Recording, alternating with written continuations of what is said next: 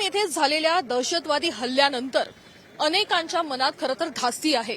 श्रीनगरमध्ये फिरायला आलेले असे अनेक मराठी कुटुंब देखील आहेत। आपल्यासोबत देखील एक मराठी कुटुंब आहेत, आपण त्यांचा अनुभव जाणून घेणार आहोत। सर, तुम्ही पहलगामला गेलेलात का? पहलगामला मी काल गेलो होतो।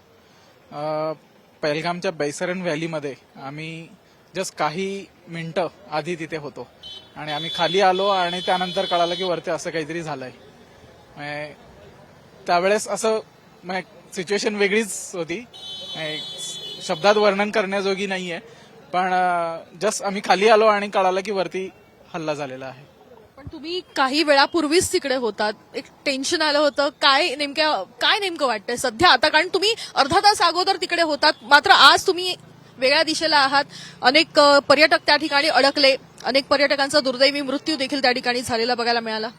खूपच लकी वाटतंय आणि या गोष्टीबद्दल देवाचे आभार मानू इच्छितो मी। आणि तिथे अडकलो नाही आणि आम्हाला आधी पण असं झालं की थोडंसं नेगोशिएट करण्यामध्ये किंवा वेळ गेला आणि तो जर वेळ आम्ही लवकर आलो नसतो तर आम्ही नक्कीच तिथं असतो। ताई, काय सांगाल? कारण की जी बातमी आपण बघितली 24 तासापूर्वी किंवा ज्या पद्धतीचा अटॅक दहशतवादी काल बघायला मिळाला, अगदी पर्यटकांवर गोळीबार त्या ठिकाणी केला, अनेकांचा मृत्यू झाला त्या ठिकाणी, आणि त्याच ठिकाणी तुम्ही अर्धा तास अगोदर फक्त होता, आज तुम्ही वाचलात। By God's grace we are very safe आणि वी वर लकी। आणि अर्थात आम्ही वाचलो म्हणजे खूप चांगलं झालं असं नाहीये। जे कोणी तिथे अपघातात निधन पावलेत त्यांच्याबद्दल खूप वाईट वाटतंय। म्हणजे आम्ही नाही म्हणून बरं झालं असं नाहीये, ज्यांच्याबद्दल हे घटना घडल्या त्यांच्याबद्दल खूप वाईट वाटतंय।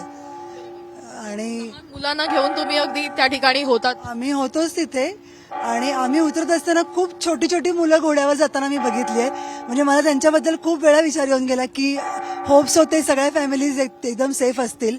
म्हणजे मला ज्या घोडेवाल्याने ड्रॉप केलं त्याच्याबद्दल सुद्धा मला वाटतंय की तो सुद्धा परत आलाय की नाही किंवा तो सेफ आहे की नाही माहित नाही, कारण तिथे खूप घोडेवाले, खूप टुरिस्ट, खूप गर्दी होती तिथे एकतर, आणि ती जागा एकदम एंट्रन्स खूप नॅरो असल्यामुळे तिथे चिखल होता आणि खूप गर्दी झाल्यामुळे सगळी अशी म्हणजे गडबडच चालू होती ऑलरेडी तिथे।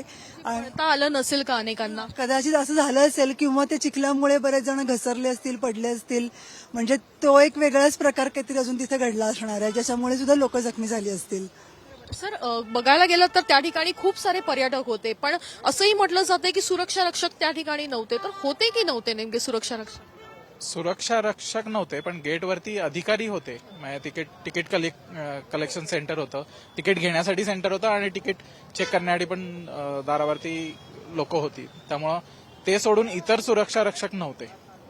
आपण बघतोय की ही मराठी फॅमिली, महाराष्ट्रातील फॅमिली जी आहे ती त्या ठिकाणी उपस्थित होती ज्यावेळेस हा पहलगामचा दहशतवादी हल्ला झाला। त्याच वेळेस हे कुटुंब त्या ठिकाणी उपस्थित होतं, अर्धा तास अगोदर फक्त त्या ठिकाणून निघालं होतं, आणि आज नशीब खरं तर बलवत्तर असं खरं तर म्हणतायत, देवाचे आभारही मानताना बघायला मिळत आहेत। मात्र त्या ठिकाणी जे मृत्युमुखी पडले आहेत त्यांना या ठिकाणी श्रद्धांजली देखील देताना बघायला मिळत आहेत। कॅमेरा पर्सन गणेश वैदेही काणेकर, साम टीव्ही न्यूज, काश्मीर।